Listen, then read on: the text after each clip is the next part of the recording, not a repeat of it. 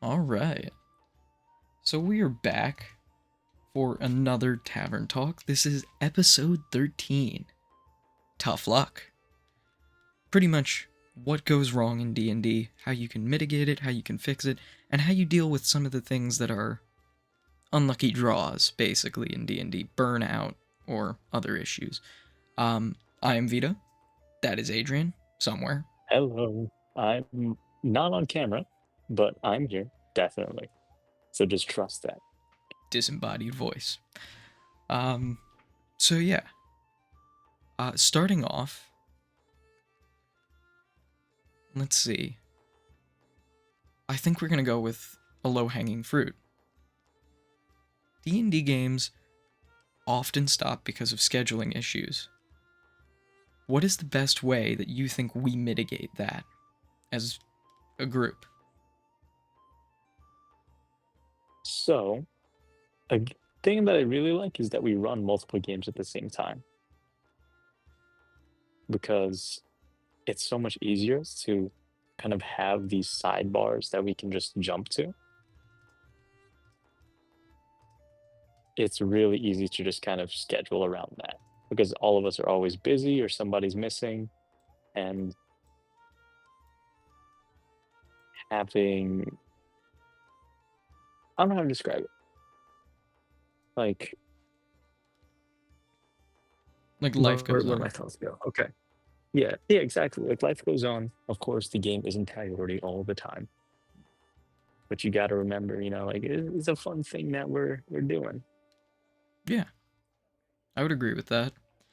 I will say I do like how we do have the multiple games and we also have like if not everyone can make it, we can run this. That is the benefit of running with a larger group. The drawback is it's a little harder to schedule around everyone, just because you need to now align 5 schedules instead of 3. But at the same time, if one person can't make it, we can always run another session. Oh, look. Well, You looks know like our why I'm on luck's getting camera? good. Why? Because a certain someone is watching. Hi, Danny. Hi, sweetie. Anyway, yeah, I think that's the thing about having like larger parties, especially online and having people in different areas. Trying to organize 5 people, including your DM, with like, oh yeah, we got, we're gonna play Saturday or this. Like, I like it. No, I have something here. We have to start super late, super early. We can't go too long. Mm-hmm. I think that's probably one of the biggest things that we run into, where everybody wants to play. It's just not everyone can. Right. I think that's 100% true, to be honest with you. I think on top of that, I think the majorly unlucky part is the stuff you can't account for. Those last minute calls, those family emergencies. Like the toilet exploded and now I need to deal with Sometimes that. mid game. Yeah. I know I've had a few of those, especially in early Sparrows. We were talking about it. I would have to like get up and deal with the dog. So, Exactly. but it's it's something that you just got to work through. Now, moving on to some things that are slightly in your control, slightly out of your control. Burnout. It's something that happens to everyone. I thought I was Mhm. immune to it. I was sorely mistaken. And I want to know from you, because I think I know the answer to this, but just what's one time you felt like major burnout with D&D, a game, a campaign, and what did you do to deal with it? I don't think I've ever felt burnout. And whenever I did feel burnout, it was more, I described this to you about sparrows when I was taking my character in a very different path than what I thought he would take. And I considered quitting like at the very end. Um, and then I realized like, I mean, we've been playing that game for so long that number one, I can't just quit. Like, it would be a disservice to you guys and a disservice to me for how much effort I put in, how much time I put in. But I mean, that's the whole point of D&D, right? Is you don't always like the decision you make. Right. That's the magic of the game is that mistakes happen and they have real consequence that last and that get called back to or, really affect how the entire game plays. Danny says hi, by the way. Oh, hi, Danny. Oh, Um, so that was really oh, kind of unlucky. feeling of burnout is yeah, exactly. I associated it with, hey, you know, Rafi made a bad decision.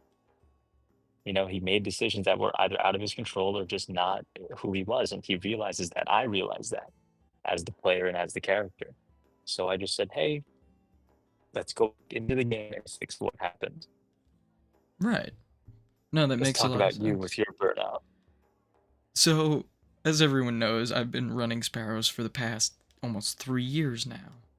Um, I've always had some sort of outlet for D&D. I've loved the idea of playing with different ideas, but also staying within my niche. And originally, when I wrote Cybermosa, I had this like wave of inspiration, and I was like, yes, this sounds so cool. And then I found out very quickly that some of the storylines there, I was just having such a hard time coming up with them. And then I also just felt really burnt out. I was like, what am I really going to do with this setting? It was daunting to me, honestly. And I think not only that, but the whole pressure of always being an improved DM, always trying to be better about everything. It was scary to me that I couldn't just pop open a game and just be decent. Like I knew it was going to be an uphill battle. And just some of those other things were troublesome for me. Uh, experimental systems and trying to balance out how the story would go. It was a lot, especially for a setting I'm very unfamiliar with. Um, Although I did have some great help in that moment where I pretty much took my unfiltered thoughts. I was panicking and I was like, Adrian, here's a block of text. I need to communicate this nicely to people. Here you go. And it's like this huge, like, boom! It like hits his phone. It's like a 3 paragraph long, like, Discord message. You could scroll for 3 days. It repeats too. I've read it. And it's like I keep making the same points over and over. I'm like, but I'm thinking Adrian's like, all right, this is where. Well, I thought he was going to tell me, all right, this is where you lock in, this is where this happens, and this happens. I was like, he's going to give me a solution for this. Like, teach me, or not teach me, but give me advice on how to get past this. And he did something better than that. He turns around and he goes, you need a break. And I was like, yeah. And I think I was too proud to admit it. I was too proud to admit that I did need a break. I was feeling the DM burnout that I thought I was immune to so many times. When anyone would mention it, I'd be like, burnout. And I mean, now City of Sin is way better than I could have imagined.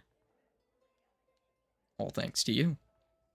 Well, you have to remember, well, thank you. The biggest part of being a DM, I think for me, no offense to players, because I'm a player, you're a player. We started out as them, but being a DM is such a high level of playing the game, and it's a responsibility and a task to be a DM. It certainly can be fun. It was fun for, Sparrows, great. But at a certain point when you hit all the marks you want to hit in a certain game or in the storyline, mid game, after, you're like, well, what do I do now? Like I played. Am I just gonna do it again?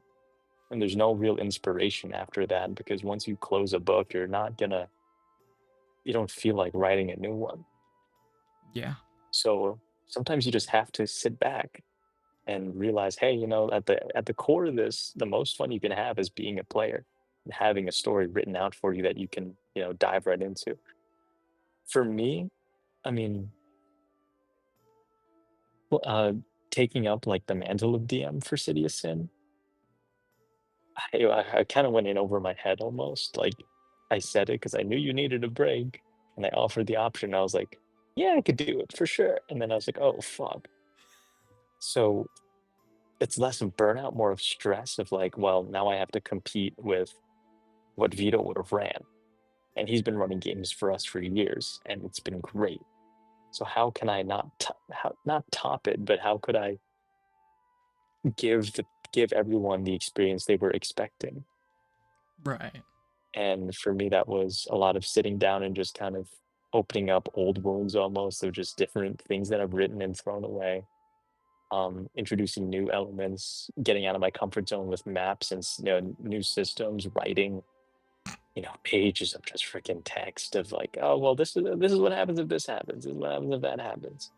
Um, I'll tell you, the night of the game was probably the most stress I've had in 4 years of playing like the game since we got back into Sparrows, the originally.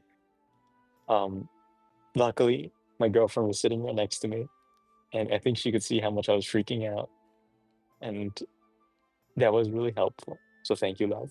Still watching, by the way. Um, Besides that, I think having that trust between everyone, knowing you and Mel for so long, but not as long as everyone else. But having that trust built between all the players is very, very, very helpful and supportive. Like, yeah, I mean, I can make a mistake here and there, but they know how to play and they know how I play. Right. So burnout is less harsh for me. Stress is less harsh for me because I know the consequences can be fixed, especially in this game. Oh yeah.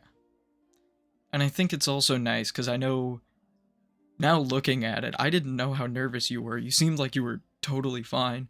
But looking back, there are a few tells, no offense. Like how you kept repeating, almost to me, it was more to yourself, I'm pretty sure. Well, this is so far removed from Sparrows that I'm not going to step on anyone's toes with lore.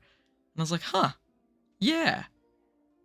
And I think you repeating that to yourself was affirmation that I'm Yeah, not it was going to like, fuck up dude, Sparrows. no, I'm good. Dude, I'm good, bro. It's like I'm not gonna do anything wrong.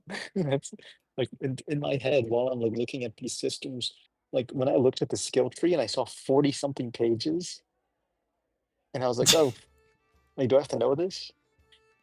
Nah, you just got to know what And we bring to you. part of it was just, yeah, exactly. I just feel like, well, all right, relax, buddy.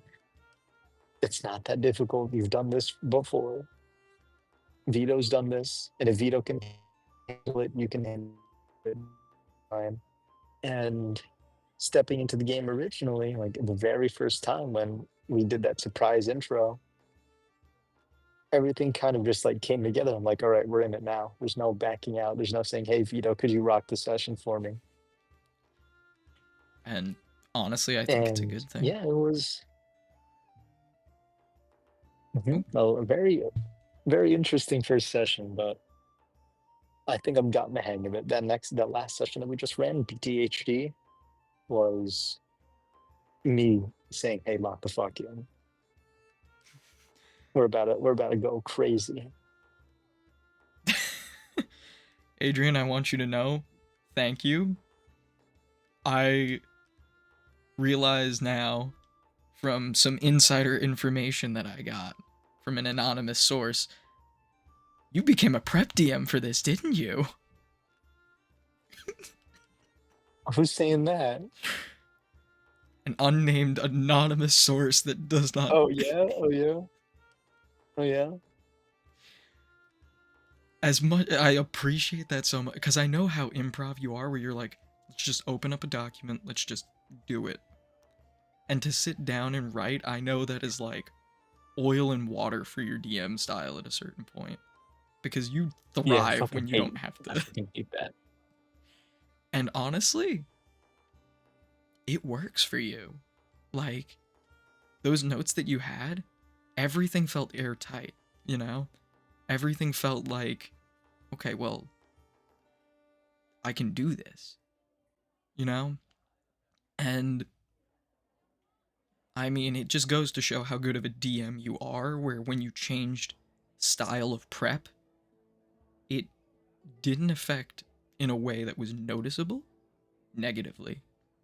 But it's also been so long since I've played a game for you that I'm sitting here, I'm like, God, he's just as good as I remember, if not better.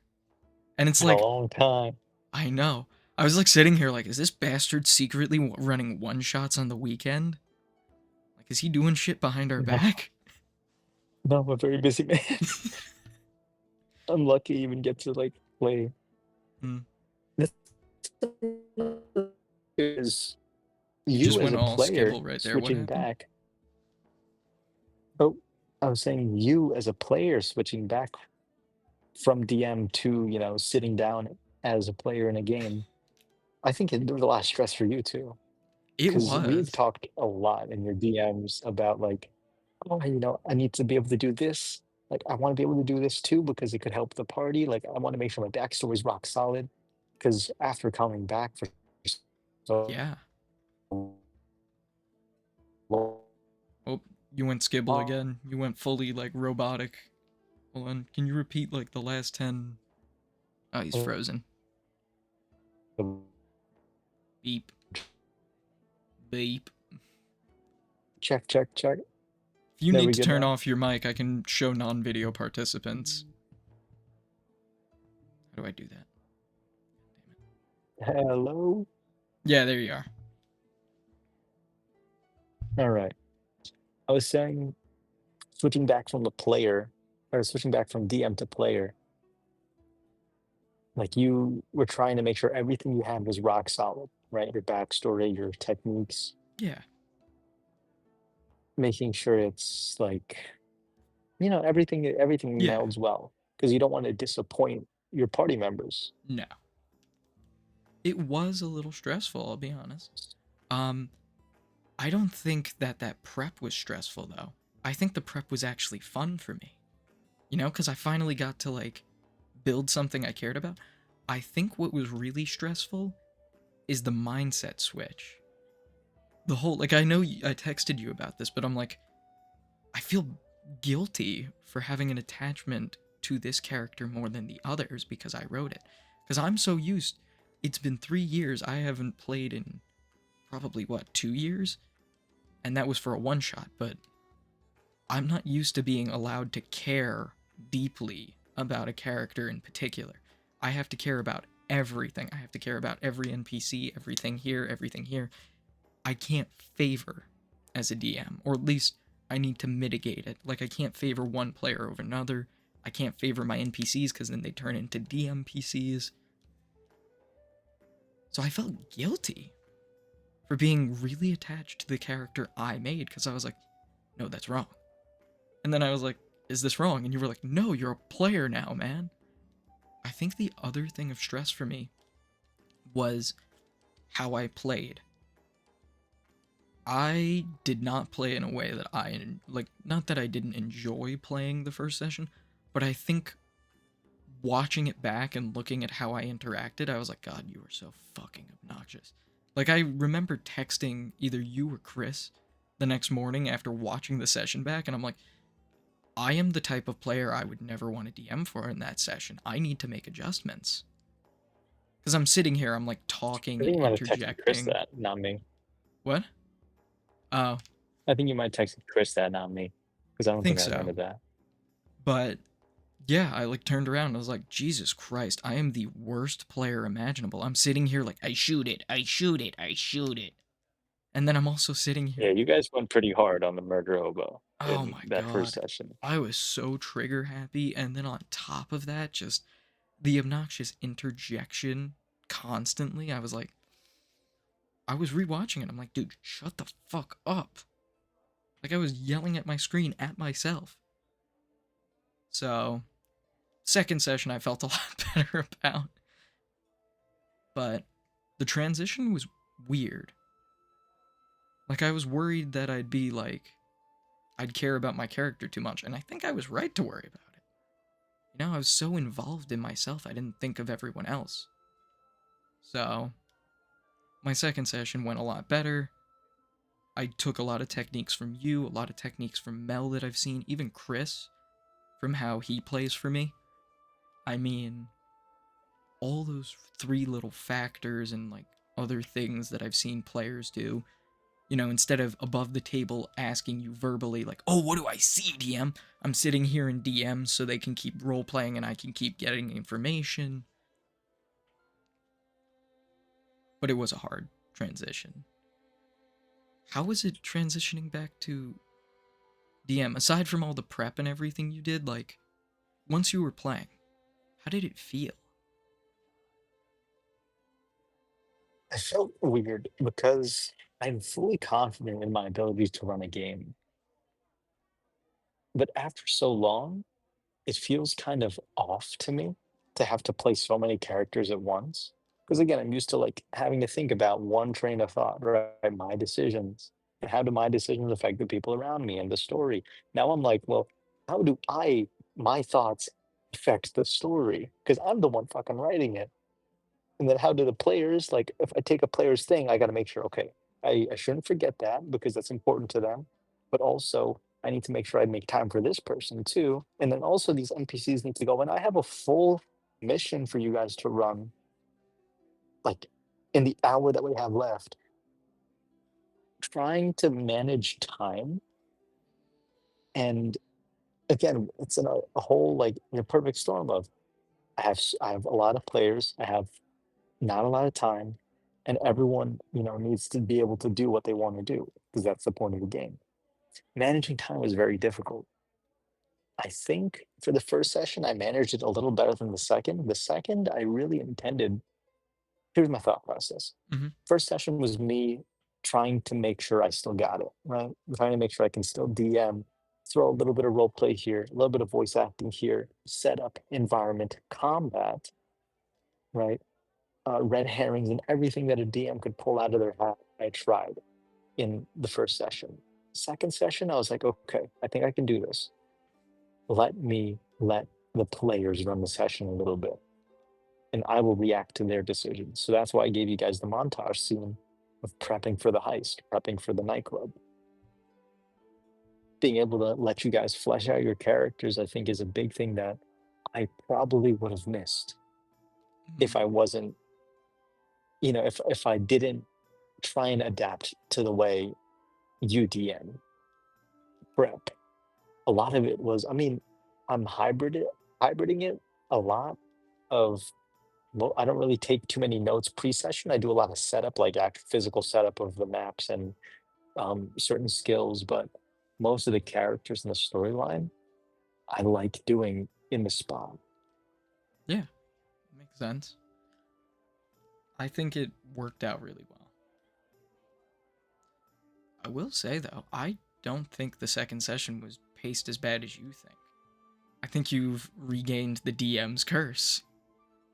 Ah, see, there you go. We fucking switched. Now it's you telling me everything's okay instead of the other way around. Oh my god. I know how that feels to have you doing that for 3 years. Like, God, Adrian, what am I doing wrong? It's like, what? I don't. You're fine. You're doing good. And then when you did have notes, you'd come to me Like, with it. why are we here in the first place? Ebiddy do do. What was that? Man, your face gets No, frozen in no. the worst Um, positions. you're good. Am I good now? No, you're still 8-bit. Hello? Maybe try a Nokia calculator. You might have a better connection.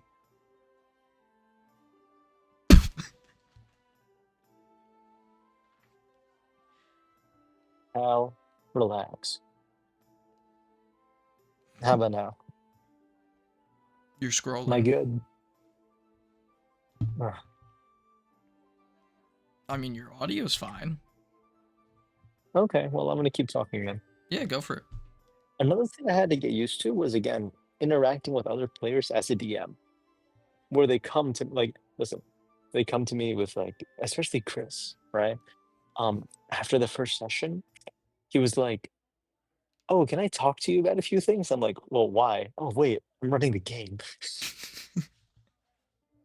It's like, "Oh, you have to talk about this character sheet to me? Fuck, I gotta know stats. I gotta know the skill tree, no."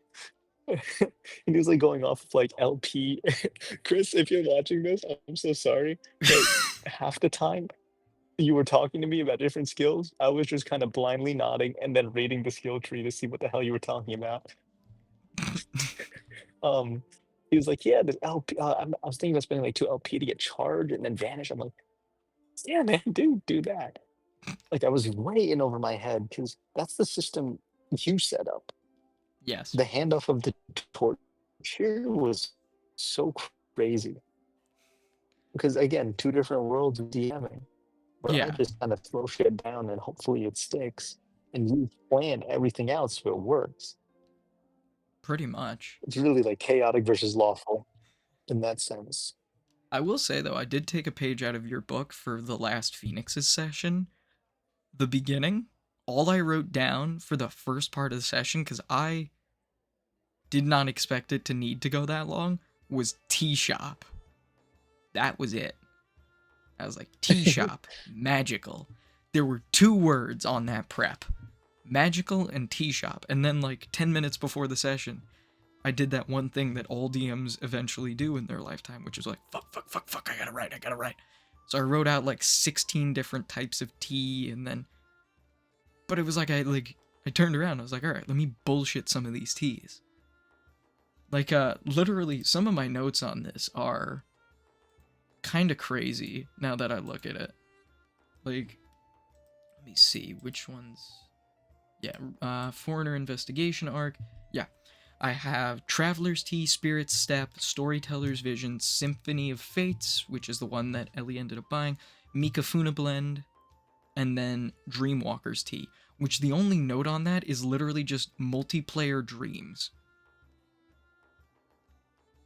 So, but it Interesting. ended up being one of the most interesting shops because that whole thing with the crows, that was an on the spot decision. I was like, hmm, there's one crow behind the counter. You know what? The whole shop's done by crows. Fuck it. And it worked. It's like a cat cafe where the waiters are crows, except Like, without the yeah, cats. I gotta watch that because I actually didn't watch it yet. It was fun. Um, and then also developing Aya to the rest of the group, where they were talking to that one blacksmith. It allowed Isam to get another charm, another like rune to carve, and then, it allowed Aya to develop a little bit to show that she has friends spread across Yumagawa that are duelists and swordsmen. So maybe, eventually you run into one of them fuckers. So, and then, That's the thing too hmm? with City of Sin versus Phoenixes, right? Your DM versus my DM, which is crazy that we can compare at the same time now. Yeah, That's something I never thought would really happen. it's like future versus Um, past too. yeah, because I'm still kind of stuck in my old ways, but also you've been DMing the same way because if it ain't broke, don't fix it. Yeah, I do like seeing how both of us are taking notes from each other now, and now it's actually being like there's an application for everything that we've been talking about for the past 3 to 4 years pretty much. of just like, oh, actually, I DM like this, so you should maybe try this or that. You've been doing a lot of different like themes with your stuff. You've gotten so much better in environmental storytelling. You speed turns up now. Like if you compare our turns from way back when, Oh yeah. it's rough. It's pretty rough. For me, like comparing what if I had something I'm recording, you would notice like I mean my improv is the same, but I would have things planned. I have things planned now. I can write maps. I have things that people can look at. My my skill, I believe, has stayed the same this entire time. I haven't had time to practice or improve. Right. But I think the player experience, because of what I've taken from you with setup and learning how to flesh out a long burn story, I think the player experience from what IDM has gotten so much higher because Oh now they yeah. can look at something and see it, see their characters on a board, and write down notes that'll matter later. They can collect, like for Chris, he's collecting OS frameworks. I introduced the system for all of you where you guys each have access to certain elements in the City of Sin, in Hermosa. Of like, well, before this mission, you have access to certain people who have these connections. And now I can plan, like, all right, well, he's probably going to do this. He's probably going to do that. And now I have, like, in my head, these branching storylines for each character. And even though it sounds like a lot to manage, it's really not. Nope. And I think that's what scared me the most about trying to pick up your DM style, trying to pick up your campaign is we're not the same, No, not at all. but we don't need to be. Nope.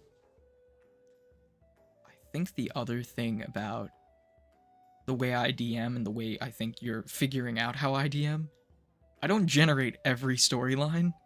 As time goes on, it gets easier to predict your players. Like, it's like, huh, I wonder. It's like having a sibling. You know how to push their buttons the right way. It's like, if you need your sister to get mad at you, or, brother for that example, you just start poking at that one thing they get pissed at until they get mad. You know what pisses people off. You know what makes them happy. You know how to. It's not. Well, it is kind of manipulation, but it's sort of guiding them through social cues and everything. Like breadcrumbing them, like we talked about so many tavern talks ago. But it's also, okay, they didn't go in this direction.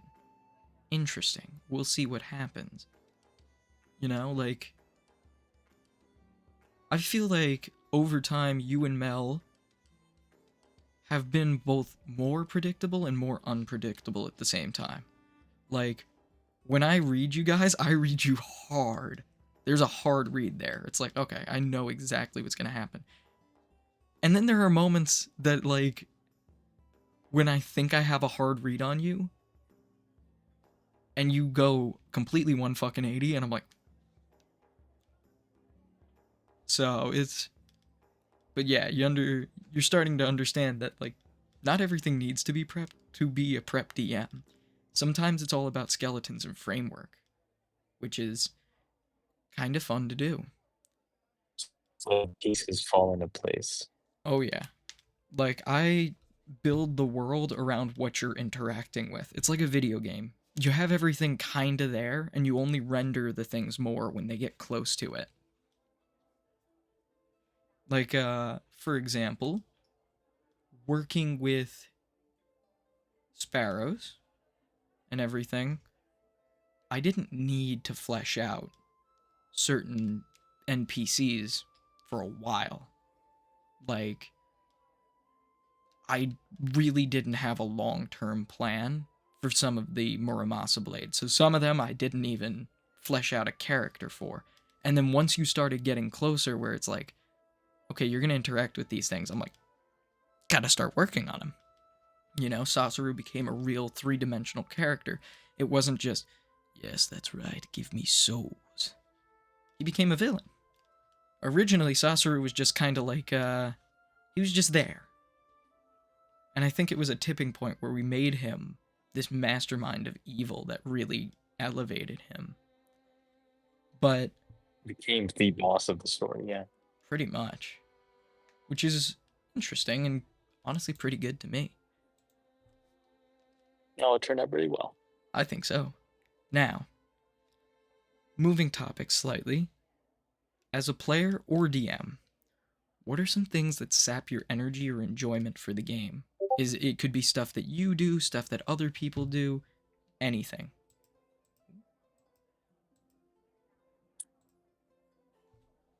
My number one thing is not reading the room. City of Sin is not a good example because I want it to be, I want moments of chaos to have moments of levity. I want things to switch back and forth, super dynamic. Mm. But when players not make this, they always, players are players. They can make their own decisions as the whole point.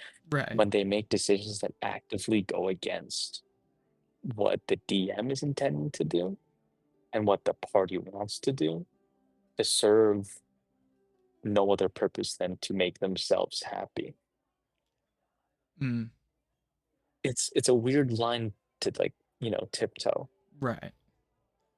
There's Everyone has their own choice. That's the magic, that everyone can make a decision and then the DM can make that into the story. It's part of that falls on the DM, but at certain points you just kind of can't fix what they do. Exactly. I think the other thing is it's not just the fact that they go against what the DM intends, because sometimes the DM sets up like, oh, I intend this. And it's like, oh, there's a side window that we can go through that you described. And it's like, okay, well, I mean, I guess that works. Like, I built this encounter around here, but if you're creative and you come up with it, that's fine. But I think it's either tone breaking, immersion breaking, or the third option, I know what you want to do, DM. I know that this is the intended plan. I'm gonna say fuck you to you on purpose. It's like out of spite is the Mm-hmm. term. It's like, oh, let's go into this library and read every book page for page. It's like, you know I didn't write those. I have a few written. Like there's important, or like I have super important lore that I'm gonna drop in this library. Oh, we're just gonna burn it down. Yeah, I don't exactly. like these books. Books are bad. That Which doesn't make any honestly, fucking sense. yeah, which is such a popularized thing on like a lot of D&D media. Or like, you know what the other thing is? Intentional obnoxious power builds. Some of those just like, look, you can power build, you can build a character that's mechanically effective as long as that's okay with you and your DM. But to make an intentionally obnoxious build that makes the combat not fun to play, like a stun lock build or one of those like, okay, I one shot everything in this turn. It's like, ugh. Like, I'm not talking about those builds where it's like, it takes prep, it takes planning, you need to put these things in the right place. You know, it's hard to get that one shot, but when you do, it's satisfying. I'm talking like, oh, you're here? Cool, I'm gonna drop a ninth level fireball on you, end the combat in one turn, and then start dancing on your grave. It's like the intentional, I want to be competitive with the DM, or on the other end, the intentional, I want to spite the players, you know? Like, I appreciate you for this, but you could have gone a much worse route with the Shirakawa. Like, Oh yeah. you had a way to have me break the Shirakawa, but you left it up to chance and choice, which I think was fair. If the Shirakawa broke that moment, I would have been like, well, that is what it is. But if you just narrated like, oh, yeah, you don't have a choice here. If you pull your allies up, then it will break. And it's like, well, this is a one of a kind gun, and I want to be good to my other players. If I don't help them, I'm a dick and I'm selfish. But on the other end, this thing is one of the best items I can get. I will never see another one of these again. So I think that moment of like, crap sets in. A worse DM would have just turned around and been like, or even narrated it after the fact. Okay, you pulled him up? Cool, your thing breaks. You know? It's like not giving them the forewarning or making the thing unsatisfying. Like, if I got them halfway up and then you started narrating, okay, the barrel starts to become unstable. It's like, oh crap, can I roll anything to stabilize it? You know, like immediate character death, basically. Yeah. There needs to be the consequence if you're giving something, and that's the thing too about DMs is consequences need to make sense. Yes. And consequences need to serve the game even more. Everything you do as a DM serves the game because you are the one running it and writing it. If Mm-hmm. you're if you're just throwing something at a player just because like you decided to, especially in pitched combat or in important scenes, you're not you're not the DM anymore. You're just kind of like there. You're just a You're just sadist. kind of like that asshole. Yeah, you're just a sadist. Exactly. You're pretty much a jigsaw at that point. Running Uh-huh. people through your stupid fucking games. Yeah. That's why when I took the Shirakawa, I wanted there to be consequence. Yes, I wanted there to be a plot line that comes from it. It's a very powerful item. Sure, it's second session. Can I make this function in a way that if he's not careful with it? Because I know Mako and you were very excited to use it.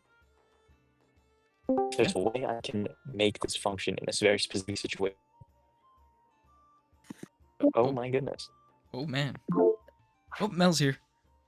Hi. Hello. Hi. Sorry if I I will. interrupted. No, you're good. Mel, tonight's topic, tough luck, burnout issues, and just general things as a D&D player that come up.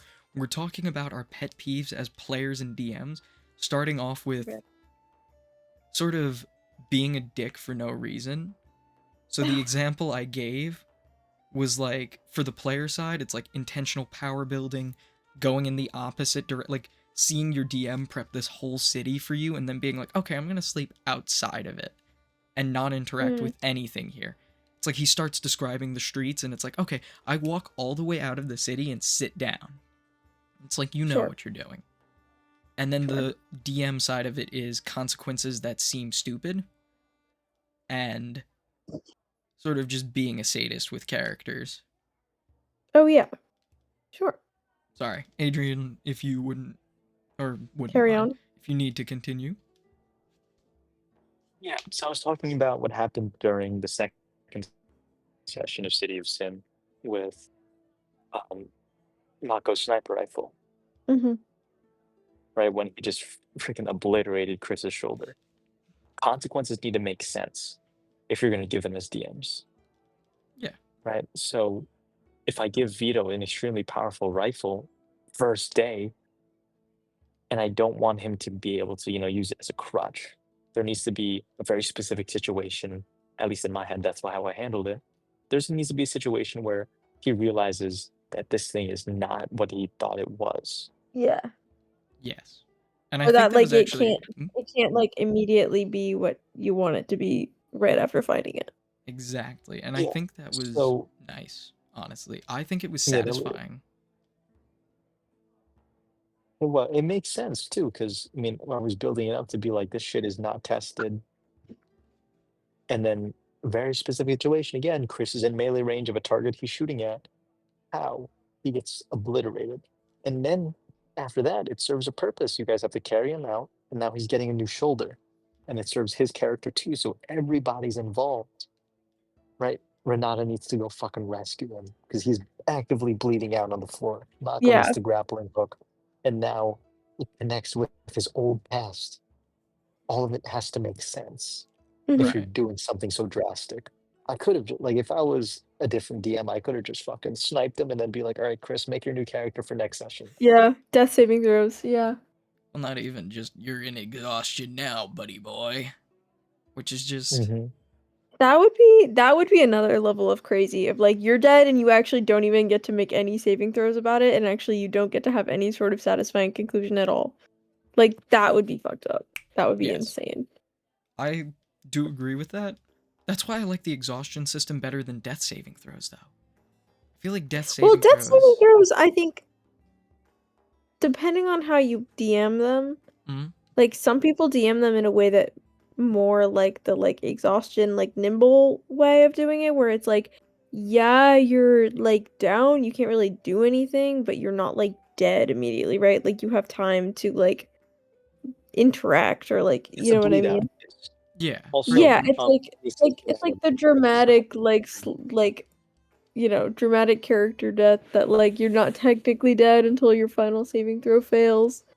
But yeah. I do like the exhaustion one better because I think there's something way more compelling about a character that's like clawing tooth and nail to still be helpful and like still like achieve the like complete the mission even while they are like bleeding out and like really grievously injured. I Like think oops sorry. it's just way more narratively satisfying. I feel the same way about the interposing, which we don't really use that much, but like that's always something that I have always like a little bit fantasized about doing in D&D is the like jumping in front of a bullet or something for someone, like the drama, because there's not really a way to do that mechanically in the game.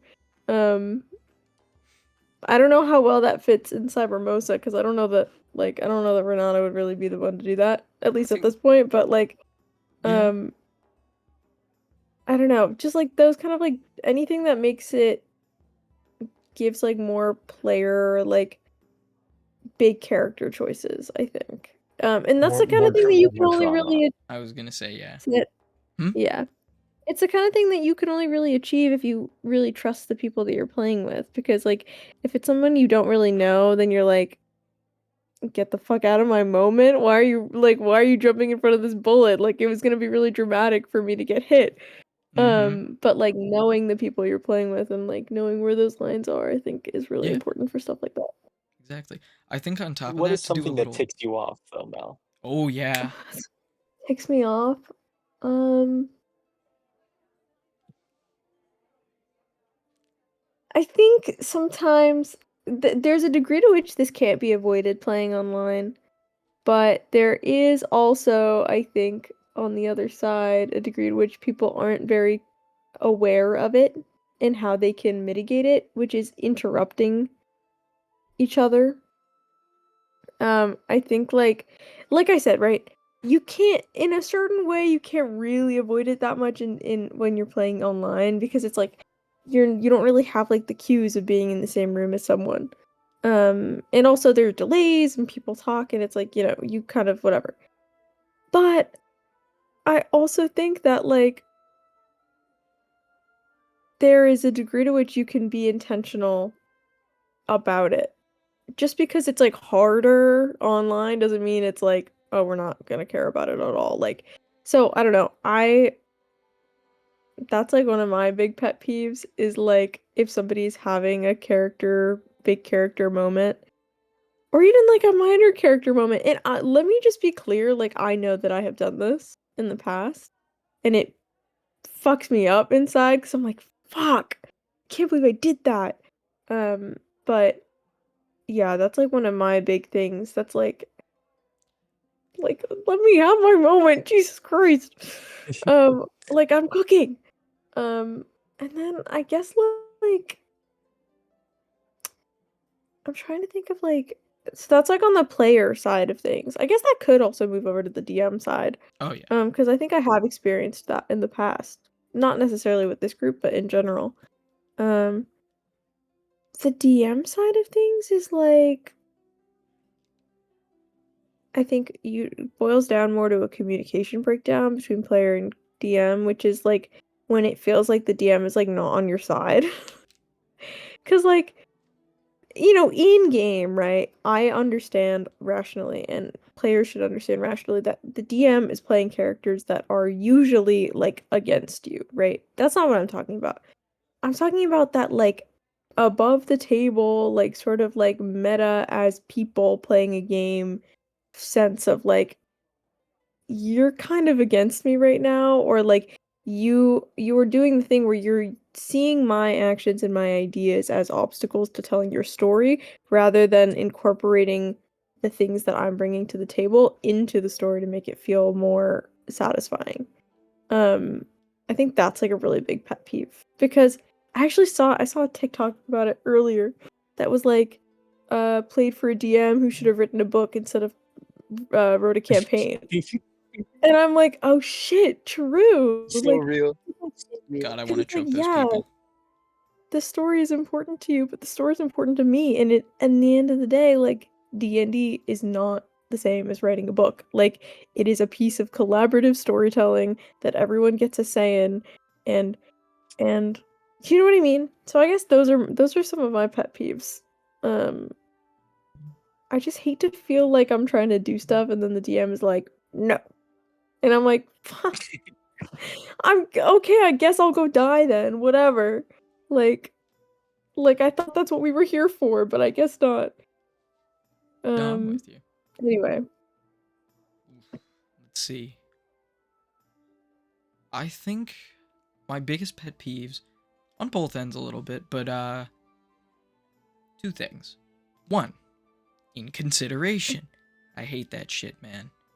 Inconsiderate people piss me off. And there's a few characters or few categories I put in there.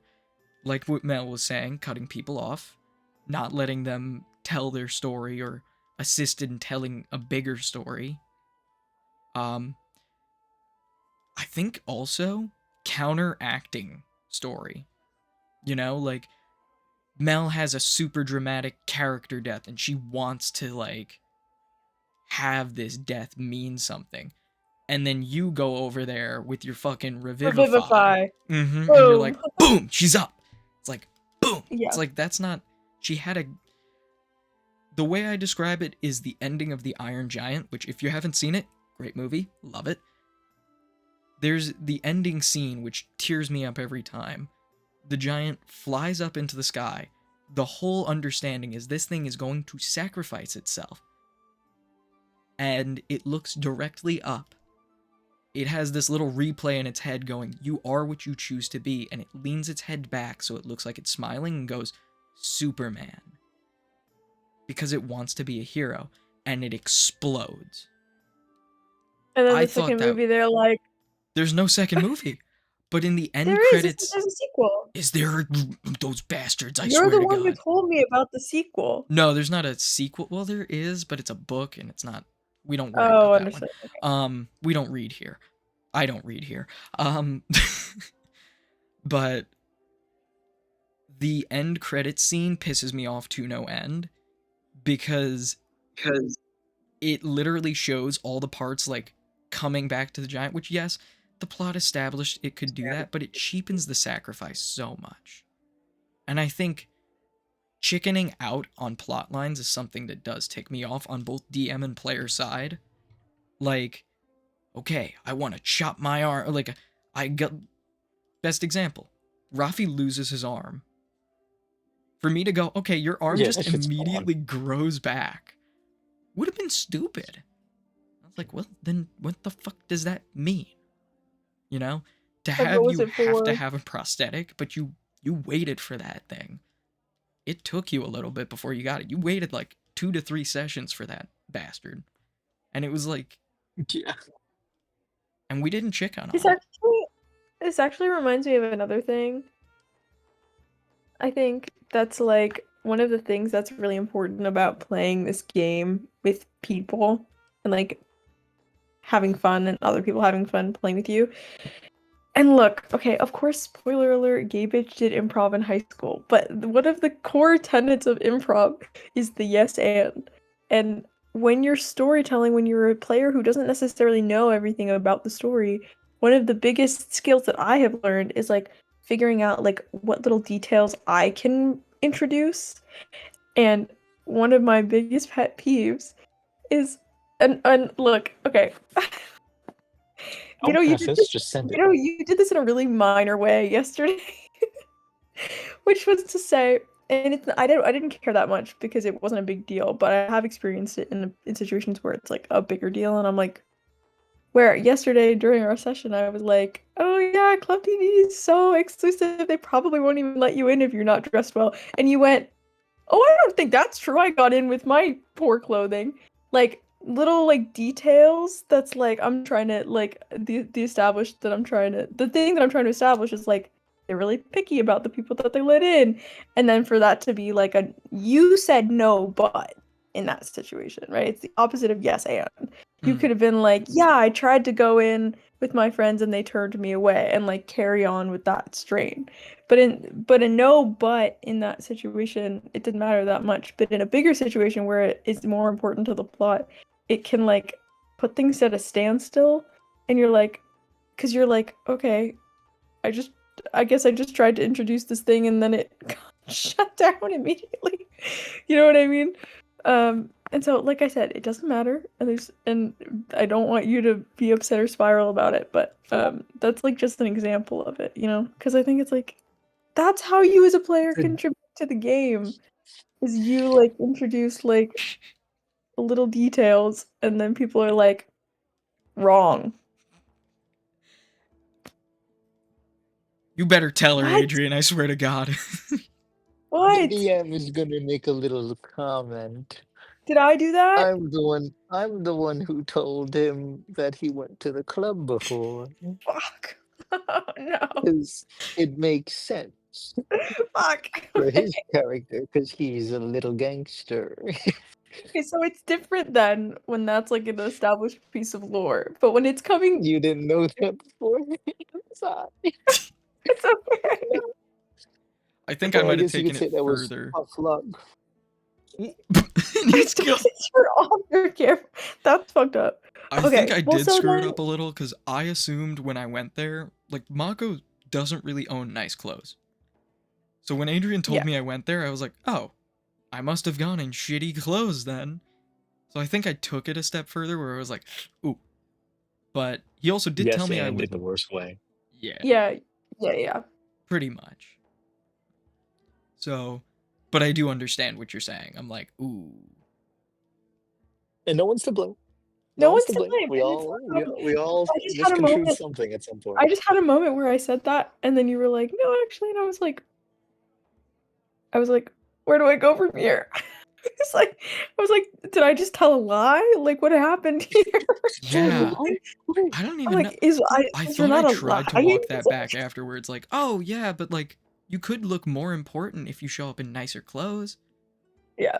I don't know if I did that. I See that should that's have if I didn't. a good point. I think I walked it back a little bit where I was like, well, Watanabe said we should show up in good clothes, so we should, so. Yeah. But that's also the other part is like improvising when weird stuff happens, so it's like, Yeah, okay. because everyone here knows how to play this game and been playing for quite a bit now. So we all have some level of improv, whether it be like actual, lessons taught or experience, and a mixture of Mhm. both. Mm, So we see something, we're like, ooh, wait, not great. yes. Run it back. And we just find something to Talk about talk about other than that, yeah. I think on which top is of good. that, It's good on the players and good on, it's good on the story. yeah. Mhm. I think building on that point, it's not just lack of consideration. I think it's also kind of testing the DM. Because there was this meme I saw online where I was like, fuck, if they find this out, we're screwed.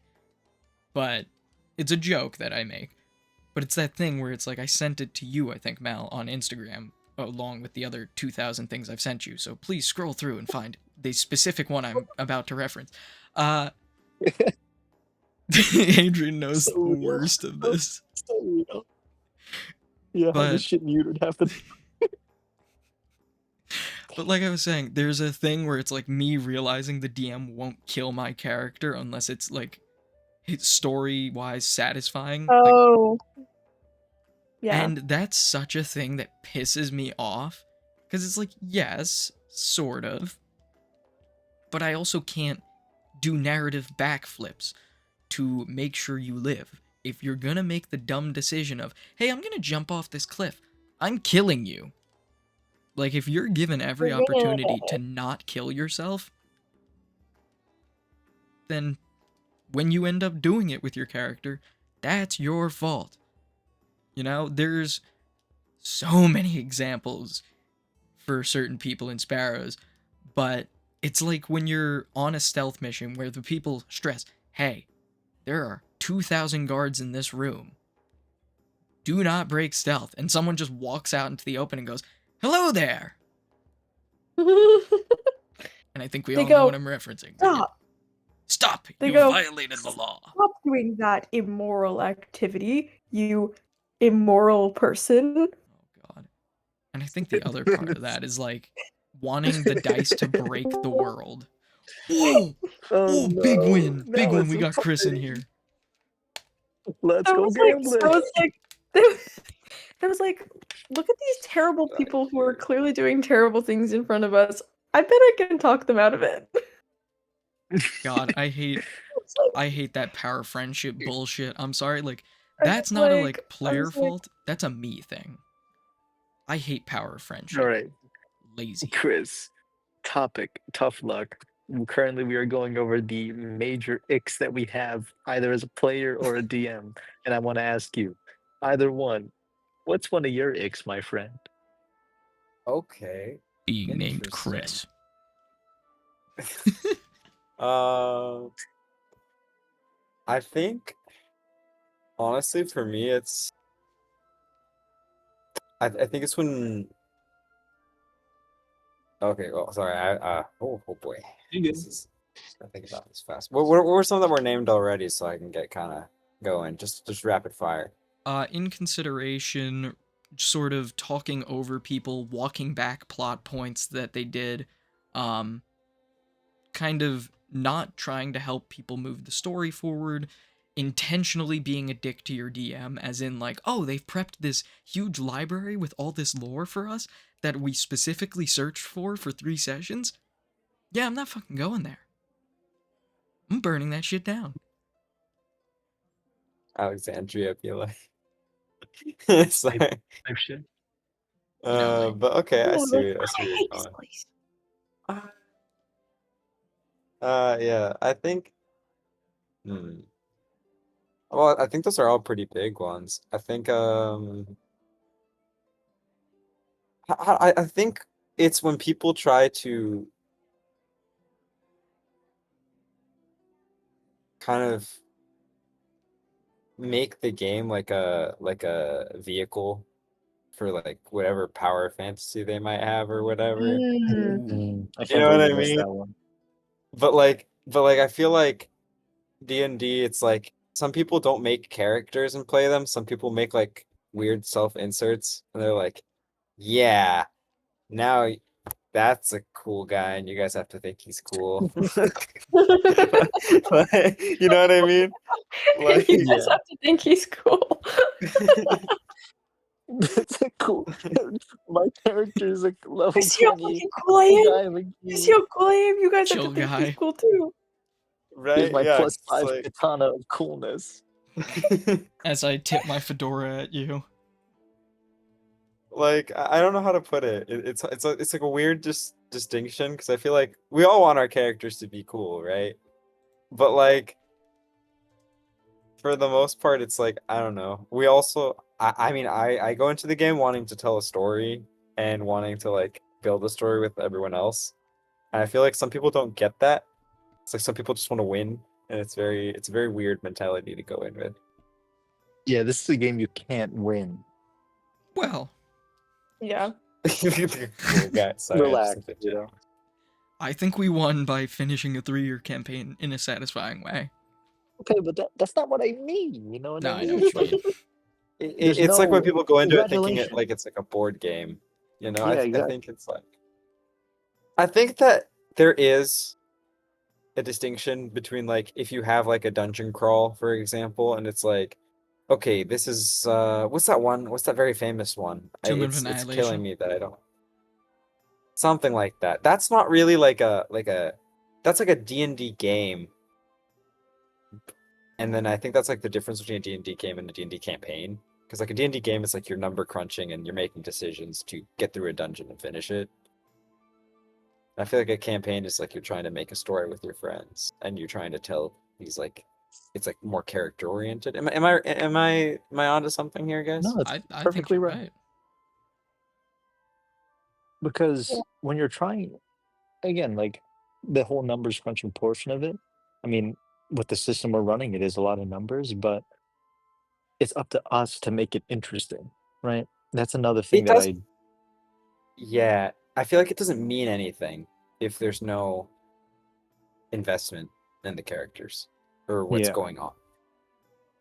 Yeah. that's one thing that me and Vito talked about a lot, in terms of when we were early, early eons ago, when we were shitty at Dungeons and Dragons, right?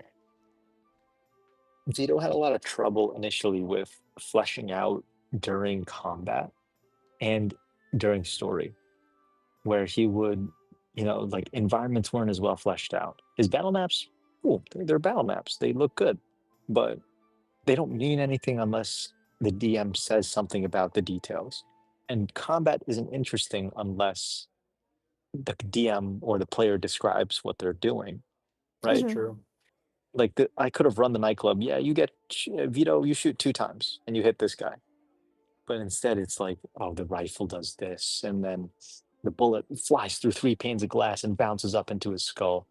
or when Vito's describing, like, for example, the greed fight, right, where all this shit just begins happening. Yeah. And Or yeah, the what a pride good fight. fight. What a And there's a great fucking fight. mirror, and you can see all your loved ones fucking dying in the mirror, Yeah, and you the can't do headbutt anything was a about great one. That one was so good, man. it. Like, Jesus Christ. Yeah, and I think my environmental storytelling wasn't really solidified until that one session in the spirit realm where you were like, tactile. And I'm like, what do you mean tactile? And he's like, take us through our senses: see, sight, smell, touch, hearing. What do you got? And I'm like, oh. So now anytime we enter a room, I always pick 1 to 2 of those senses to kind of talk about. Like, I know it's a habit of mine, but I always come back to this, and you can notice it, and it's gonna drive you guys nuts now that you notice it. I always come back to how the floor feels.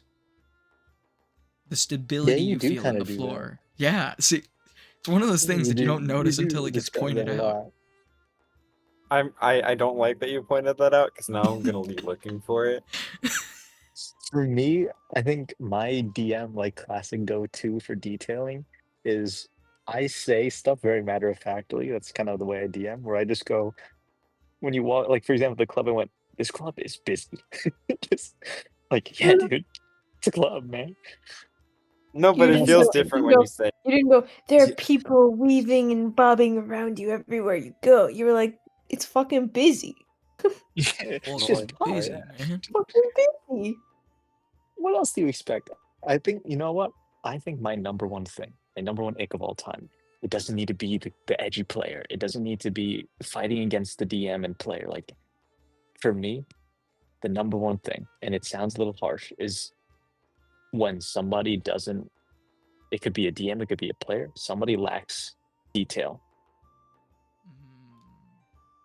The whole reason why I play this game is to be immersed. And when my, Yeah. my immersion breaks is when somebody just does something and doesn't describe it. Yeah. Doesn't do this, doesn't do that, or Say doesn't let me describe more. it, or doesn't let the DM describe it. Say something. You fuck. Don't roll Say the dice. more right now. Say more right now. Just give me something. Give me that's substance. Yeah. so Yeah. fair. Honestly, I do feel like as a player, I have to get better at that because in combat, I'm just like, what do I do? But see, I feel like that's an improv issue, fair, honestly, because coming up with stuff on the spot can be kind of hard Yeah. Yeah. for anything. Yeah, that's true. Well, you That's could why I always prefaced it by outsource to saying me it's and then kind of start. mean. What I Well, It's usually. kind of no, mean. but it's valid. It's honestly valid. Mm, the thing I would It's do, a as pet weird as peeve. it sounds, for your characters, and I did it with Mel a lot of the time, because Mel didn't understand certain weapon mechanics of a Naginata at one point. I would just send her fight scenes that, like, reminded me of how I thought she was describing Jude fight, and then eventually it just started popping up on her feed, I'm guessing. I don't know. I don't really remember. I mean, I think I have She's certain. she's on the Naginata side of TikTok. Naginata Yeah, I'm on Naginata talk. fight scene TikTok. But Naginata like talk. there's a way you can tell Naginata. a story through a fight scene. Like the way a person But swings their I sword tells you a lot. What do you you got there? assume that I got it on my TikTok because you think I got better at it over Yes. time? Is that why? Yeah. Okay, cool. Good. Because she started describing it, and it wasn't like, okay, I'm gonna slash across his chest. It's like, I'm gonna slash downwards, reverse slash upwards. It's like you started Yeah. doing it with 2 hands instead of this like 1 hand slash.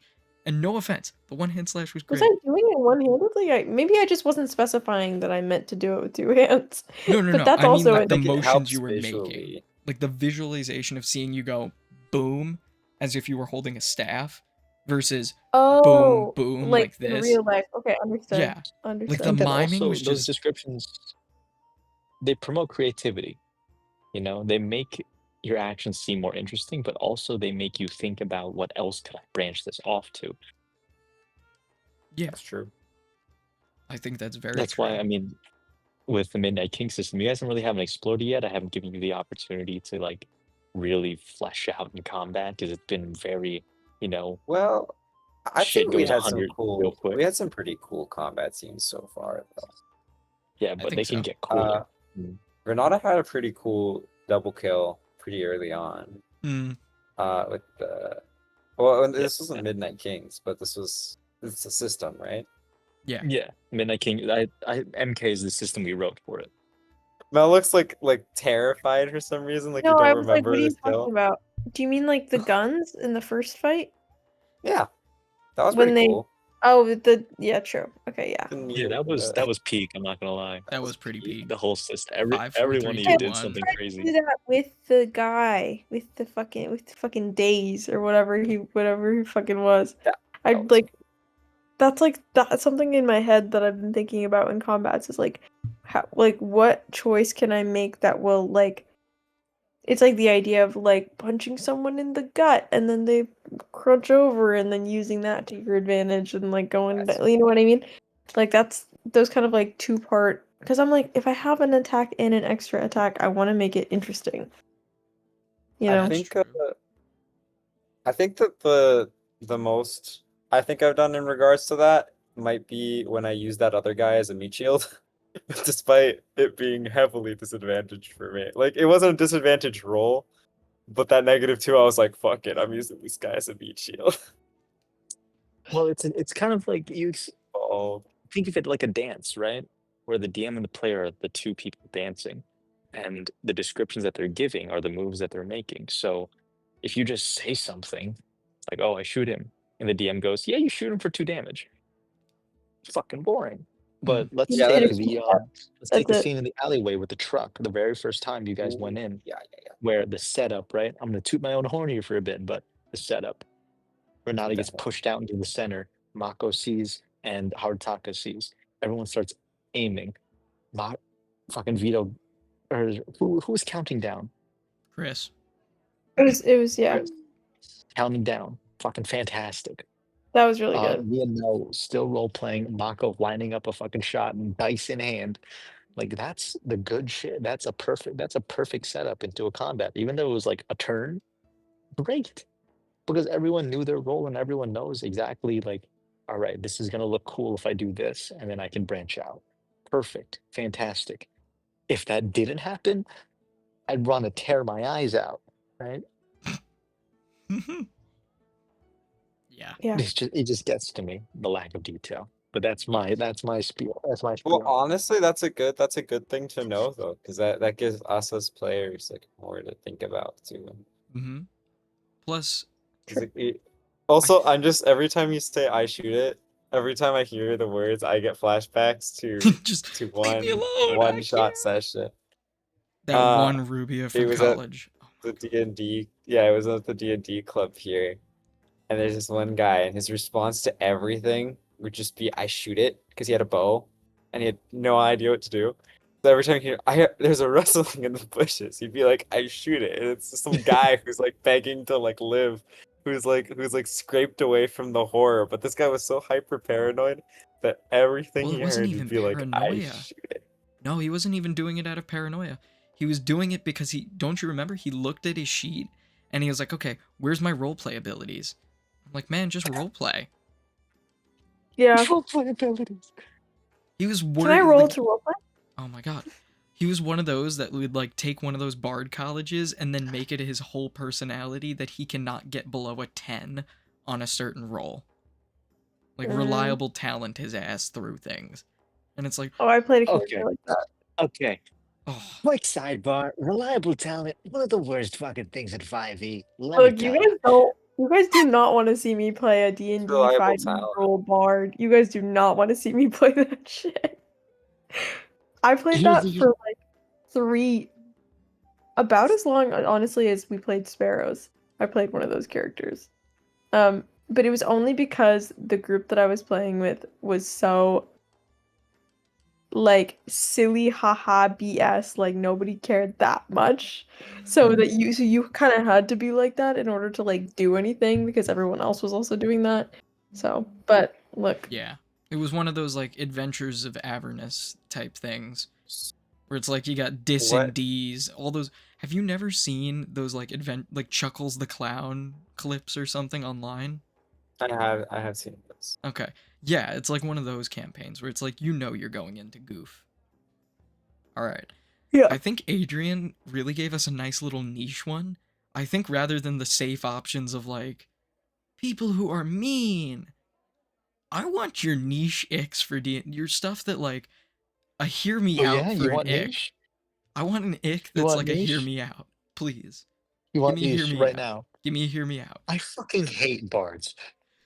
Fucking someone said it. Someone finally said it. No. Let me give a caveat, right? Because I was just offended about half the population. Okay, Well, yeah, with how much they bards. fuck. Bards are a very, very fun class, and they're very fun to role play. Do something fucking different. All Yeah. right. You don't have a listen. All right. Wait. Do something different. Okay. I don't need you to play a bard with a 20 charisma, and his nickname is Tripod, right? Because he wants to just fuck everything with his third leg. All right. Do something cool. All right. Maybe you're a traveling musician who has some cool tragic backstory. That's awesome, right? I just don't That's the need the thing. same fucking I role every think time. I think the thing about bards is that if you look at the subclasses, there's a lot of variety and people just ignore them. Well, yeah, because they Like all want to play the joke. Yeah, like people love a College of Glamour or like a or like some like one of the like easy kind of normal ones, yeah. Like play Song of Swords or something. Yeah. Like that's There are I awesome. mean, also honestly, if there's a bard I want to play, it's a like a Saul Goodman type bard, like a lawyer bard. I remember Oh, I played that true. actually one time. Or not What played, were you but saying, Matt? I made that an NPC. Don't you remember in Estrella when we had those two players that were pissing everyone off because they were doing these things? And I was like, "Here, I have an ultimate power deal for you." And it was like you can't harm other players. Like it was in the fine print. I like did this whole thing with the Google Doc I made and in white text because I had like illusory things. My text. You You can't harm wait. other players, you can't steal from other players, you can't act like this like I gave them restrictions to protect other players, and then I went and you have to give this guy 500 gold pieces every week just because they had so much fucking money that they didn't know what to do with. And they were like, "Whoa, what do we get?" And I'm like, "Here's a +1 sword." I played a God. I think it was that same bard character. I at one point in the game I switched bard subclasses because it was like part of my thing. I think I died maybe, or for some reason the DM was like, you can change subclasses if you want, and so I did. And I don't know if you guys are familiar with Kibbles Tasty. It's a website where you can find a lot of like homebrew stuff that people post, and you can like filter through it, whatever.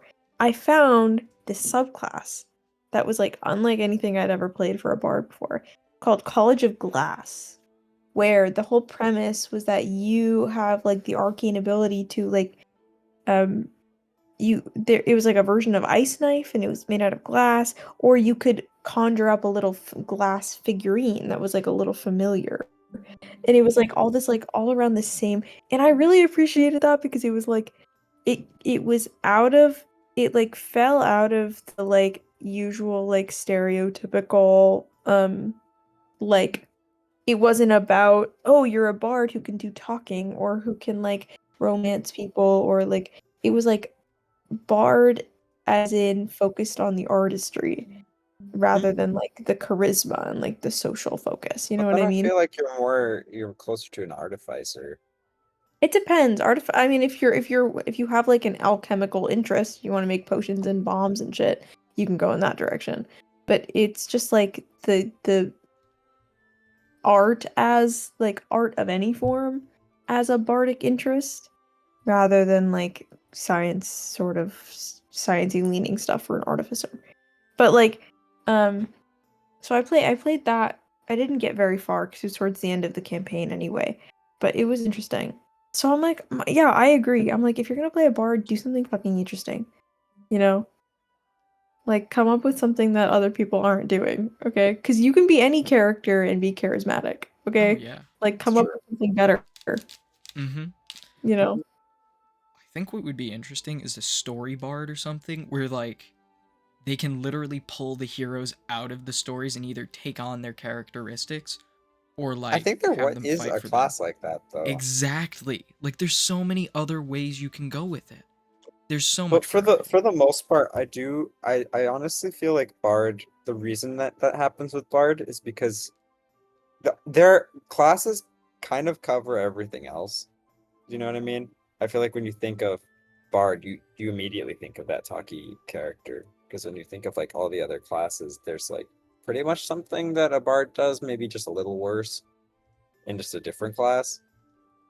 Do you know Mm. what I mean? Yeah, I mean, I think it's like, in a weird way, it's kind of like similar to the way I understand deconstructing like social labels in general. But I'm like, one of the things that I have enjoyed about playing not with the D&D 5e system, where it's like the skill tree stuff, is that you can like mix match mismatch like any combination of things. And I also really enjoy when a character, even if you are using the 5e classes, like makes a bard that's like awkward, or like some class that doesn't exactly fit into the mold of like what that, like a really cowardly paladin, or um like ideas like this where it's like, okay, yeah, you're playing a cleric, but you don't need to be the like goody two shoes, oh my, whatever kind of character. Like those classes are not there to dictate the kind of character that you can be. And I always find it really interesting when people like kind of move out of that. Honestly, I feel like that's a more modern thing about D&D though, because I feel like old D&D, just like looking at it, was very much just like things are the way they are. Yeah. Like I just like I looked at just like old D&D stuff and they're like, okay, you are a fighter because your character is this way, and they are a dwarf because dwarfs are all a certain way. There was Yeah, all yeah. like I Mm. I'm feel like, like that's really older boring. D&D was less about customization than I feel like more modern D&D has become. Am I wrong about that? No, I think I so. think I've never It's played older branched out more. systems, and also I've never like spoken to people who were like playing older systems when they were new. So it's like hard to know. But I do think I agree. I think it's like D&D has definitely like grown into a it's always a role-playing game, but role-playing like in a more like collaborative storytelling like dynamic way. You know what I mean? Like I just think it's way more interesting to do it. Cuz it's like, okay, yeah, I'm a Duergar. Now I have to be evil because all the Duergars are evil according to some fucking weird white guy who wrote The the rules. Like drows. like, Yeah. I'm like, okay. The the idea of all of like drows being evil always rubbed me the wrong way. Yeah, I'm like, Uh okay, I'm yeah, sorry, just the looking at darker it, skinned people who live it's like you like live on the underground. okay, cool, dude, It's like whatever. okay, like But I have always been can't like, help and but feel I hate there's a when bit people of a do this. subtext. I hate when Yeah. people do this in other settings, but with D&D, I have always been someone to pick and choose because I'm like, I don't fucking care that you think the drow are evil, okay? I want to play a drow and I don't want her to be evil, so fuck you. Yeah, no, that's Like, fair. whatever. I I just think yeah, yeah. it's a weird like cuz okay, if you look at D&D in the past, right? You would not think that you could play a goblin and that goblin could be anything except maybe evil. Mhm. And then you have things that are like, I don't know, for example, like not the goblin. I don't know if you guys know not, but Yeah, from Critical Role, it yeah. it's just a totally different idea of what a goblin can be. Do you know what I mean? Just like we've I think grown more as like a society and a community to kind of Yeah. lock these like things behind I also think the the biggest thing is makers. like, hey guys, D&D can be whatever you literally want it to be. Like literally anything. Like we can like anyway. Yeah. Yeah. All right. So that was a lot of points driven off of one. Let's see. Mel, you have yet to give a like niche, hear me out opinion about, D&D cuz I want to hear it. I want to hear the like this pisses me off Um just because it's blue. My niche opinion is that I don't really care that much about the rules as written, and I think it's way more fun to like Ooh. collaboratively come up with a solution that makes sense for the game that you're playing. I agree. I I've never agreed more of the point. I say, I fuck. agree with that a Listen, the lot, system Like, is a actually. suggestion. The That's system my what is I God, always a who think. suggestion. cares? I This do is the thing. think scope is needed. Like, you Well, know, of course, as with anything. but I do think you're right.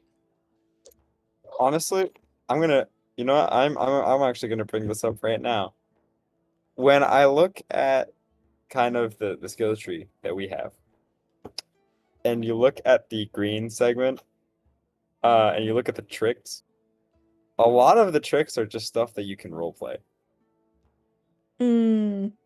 Yeah. Like if you look at Signal, for example, or if you look at um I don't even know. If you look at some distracting stuff on there, you can just say that you do that. Like, Well, oh, I I throw think a rock and it distracts someone, and that's a lot built of into those my shit. things, And it's I like, agree. But also, I think a lot of those things are things that you would have to like roll for. I think the point of it, like, because I took Signal for Renata, because my understanding was like, if we're in a situation like we were in the club, or like if we don't have our headphones in, I need to communicate something to you. It's more reassuring to me to that be you able to have that. say, I'm using this ability that I have, versus like, I'm gonna try and do this, and then Vito's like, oh, roll for it, and then I roll in that one, and then we're fucked. You know what I Yes. mean? I But I That's do hear true. what you're saying. I would But I agree. almost also feel like the ability to fail that is also It's also part interesting of the in its story. own Yeah, right. that's true. Yeah. So like when I look at some of these like foolproof things, I'm like, no. Honestly, sometimes I don't take stuff on purpose because I want to fail it Well, that's Yeah. potentially at some point. fair. But then you also have to look at the other people who, you do something so many times. Like, my best example, I can't, if I really tried, it's hard for me to fuck up a jab. Like, you know how to throw your jab. You've done it 100,000 times. It, it's a reliable thing that you can count on over time. I think it Of also course, is I've been something very with, diligent about training. I think it's also a thing with action economy. You know? Yeah. A lot of these cost a bonus AP. Whereas, even when you're rolling, a lot of these you can roll, but it reduces your AP cost. So, like, it gives you more options, is what I think. But I do agree with you, Chris. I also do think a rules light system is good,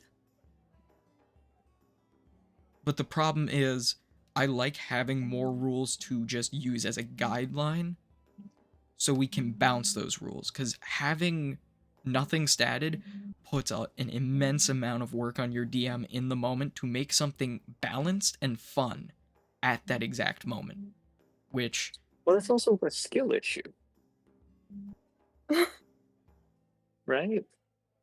No offense. I'm just saying, like, listen, you're all right. You're a prep DM. Okay, you like the rules. All right.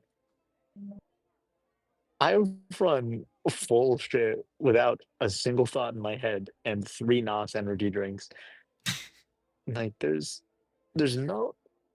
I feel like the thing that Mel is saying, the mm, way I'm taking it, right? And I could be completely fucking wrong and putting words in people's mouths.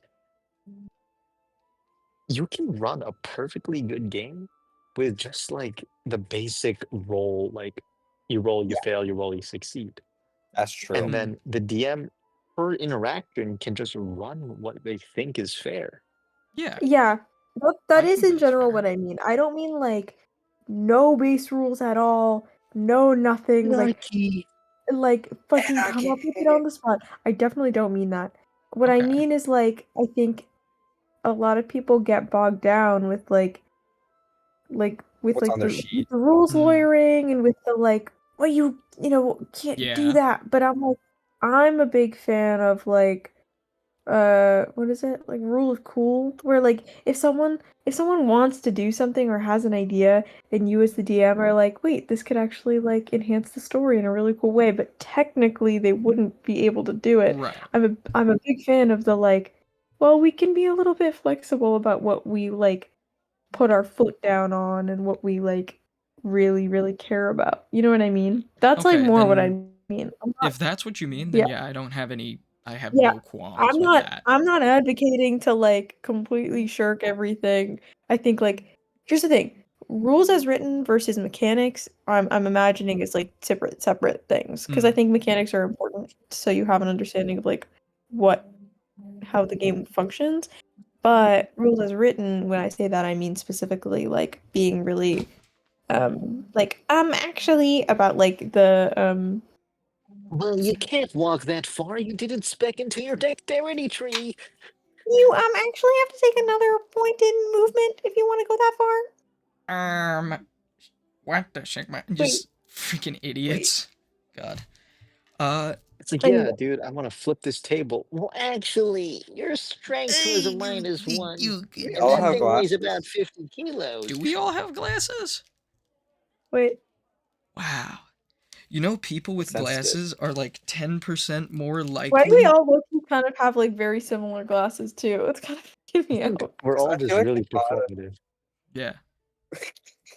Wait, do I have something You know, that will people make with me look glasses more are like performative? 10% more likely to be better at D&D as players than DMs.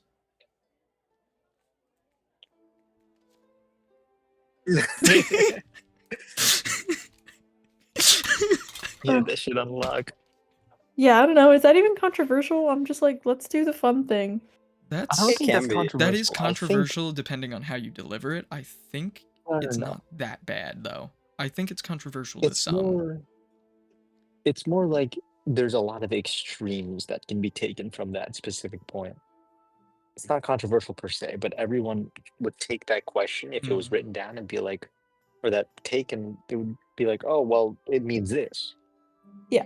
Because it's Exactly. it's a very, very specific It's thing not that controversial would with you work. guys because I trust you to like have No. fun playing No. a game with me. So We No, should that's play not we should play a controversial. I one shot agree where we with all you just try and make each 100%. other upset with our character choices. that sounds so miserable. That does not sound fun to me at all. No, but like we'll take all the points that we just taken and just try and roleplay characters built like that. Oh my Adrian, why would god. I want to spend time? Why I'm would I not want to doing spend That like sounds like the 4 hours of my worst time time. deliberately That trying to Adrian, give I you guys will a choke best? you. Impossible. Like We I'll could do a DM parody. We could do and a I'm gonna parody one rules lawyer shot the shit out where of we everyone like. and make it super not fun. Look, here's the What if thing. we did a parody one shot? If you guys where want we- to do that with Ellie, Oh, I'll hell no. watch. But I'm bowing out because I will actually get real life upset if we try and do that. Me too. Chris, what were you saying? What if instead of actually trying to piss each other off, we do a parody one shot, but our characters are actually like nuanced, but they have some of those flaws? Okay. Yeah. Maybe. I still I think we don't should know. run the worms one shot. What's the worms We're one all shot? just we're just We're all worms. just worms. Ready? Oh, have you guys seen Dimension 20 on a bus? I don't know if you guys Oh my Yeah, I god. saw Oh my that. god. can we do one of those? You're on a bus Oh, and the bus listen. explodes. I could turn off my brain for about 3 hours. I could run the shittiest one shot in history. I'm just saying we have like no sheets. We have like the or we could very call him bare the worst bones. DM. We still have his Wait, number. what? So we could call the What? quite What? possible worst DM if you want to run the shittiest one shot ever. I would not want to meet a new person to do that. No. You don't even have to meet a new person. That's the best part.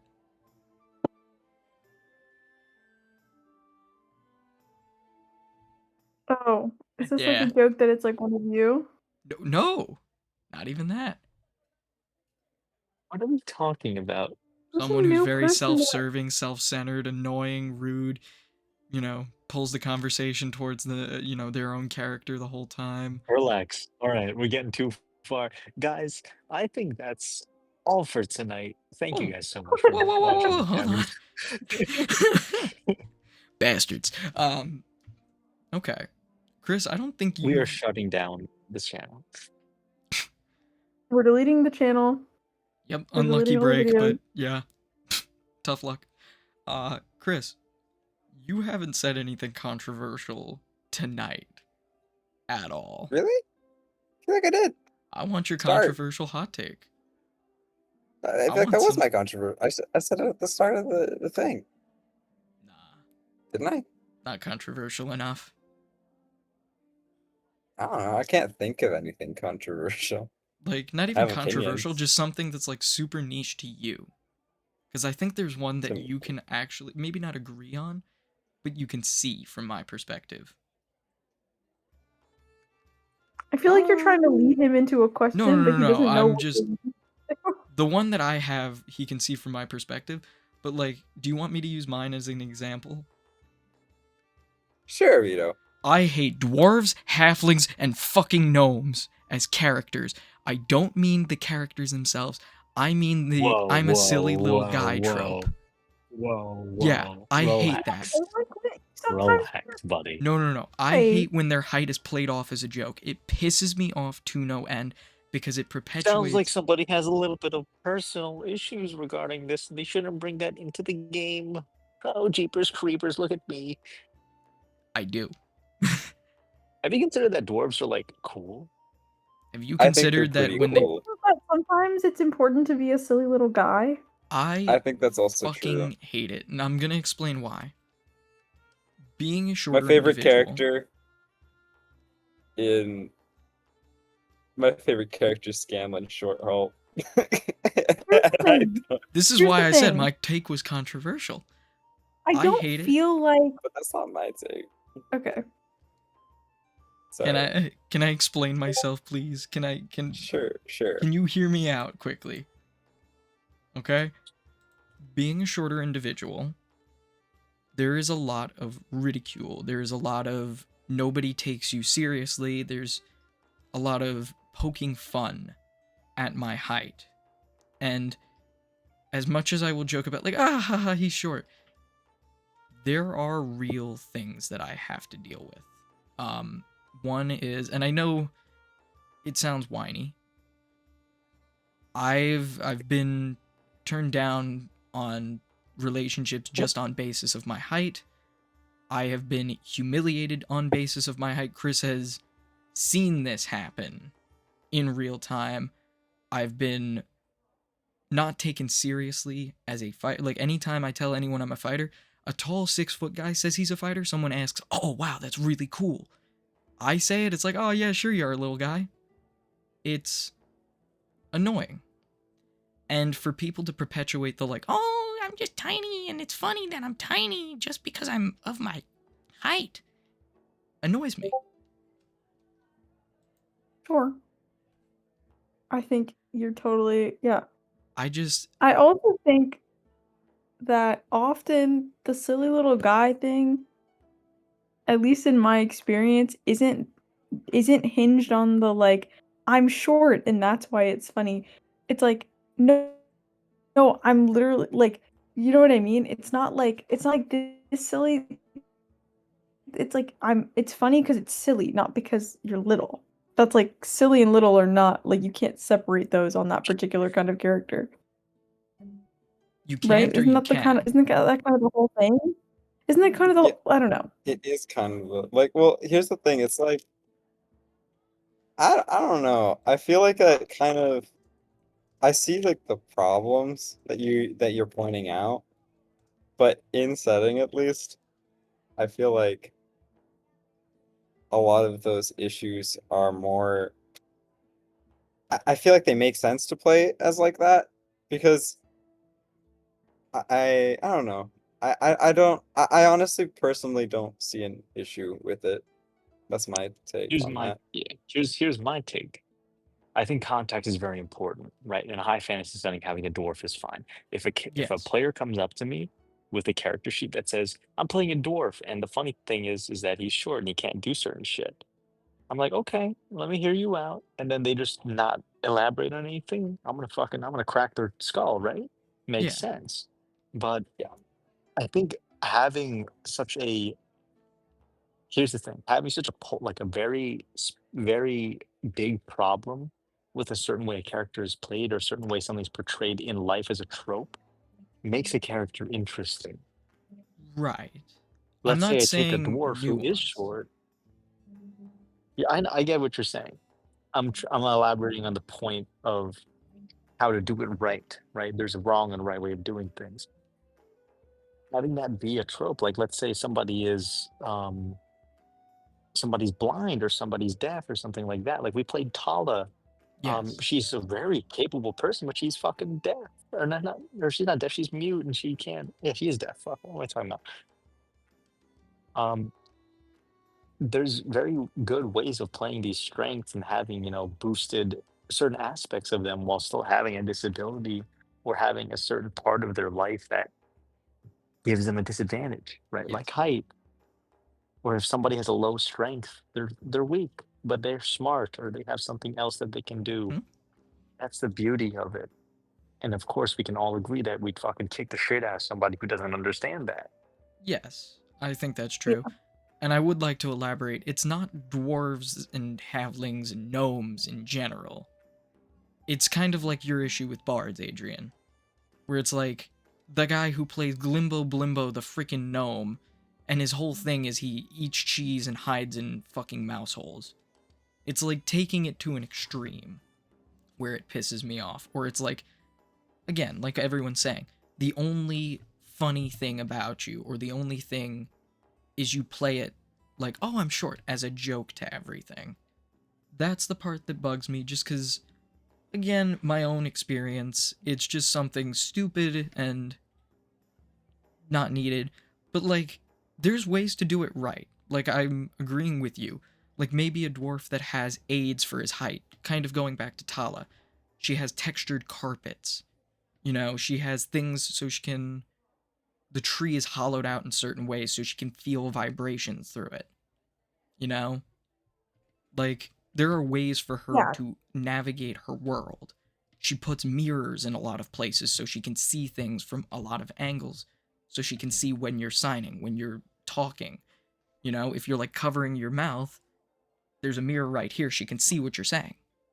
Stuff like that, where It it seems creates an like it aid seems to the like world. your it seems like your qualm with it has more to do with like people that are like making jokes about it, like making jokes out of the character, because like versus like playing a more like but we also already kind of know that about you, right? Yeah. That you are not like a joke character DM. Like Yes. that's like not something you like. I also think like what I was trying to get at before and kind of failed at saying was in my mind you have like if you're playing a character that's like a silly little guy, right? The thing with that is like you don't go silly little guy, oh, we're laughing at him because he's short. You're like, oh, because he's like kind of a quirky, like silly kind of figure, right? You're not Right. like, haha, silly little guy. It's like silly is the emphasis, right? That's like the important part. That's where the dynamic of the character comes from. Right. Not that it's like, oh, haha, short, you're. Right. Um, you know what I mean? So that's kind of No, what I I was trying to agree. get at. Yes, the placing of emphasis on certain parts of it, right? You can have a silly little guy or a silly little guy, Yes. Yeah. One of which where is way just more like that interesting change anyway. in emphasis is just a big part. Right. Yeah, I do completely totally agree. valid, totally valid. But we all have Yes. different takes on it. Yes. See, this is the stuff that I'm like, it's Big resolution. controversial, but like, it does Yeah, bug me. that What you got? was my controversial take, guys. Hell yeah. That was Chris's Yeah, controversial take, of course. that was my controversial take. You really want to give me the I'm mic again to gonna give complain one about more. shit, Chris? No, I'm gonna give one more. All I'm gonna right. give one more. It There you might make go. you guys upset, and I apologize in advance. Please, please, I'm gonna please, word please, it in please, a way that I can say on stream. please, please, please. Uh, Give me a minute. Dice salad. Oh, it's dead.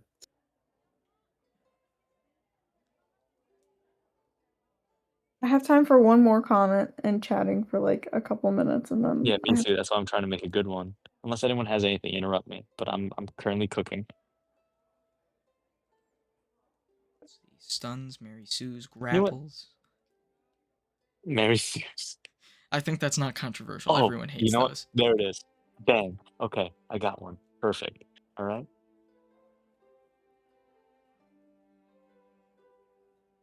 I am a sincere believer that Oh. swords are the shittiest weapon in D&D. I am a sincere believer. Have you ever seen my character start off with a sword or something? Hmm. The only time I ever really use swords is in very specific situations where I don't have anything else. Mm. You could have any fucking weapon in the world, right? In this fantasy island, you have magic and shit, and then you pick a swordsman. Okay. I can see that.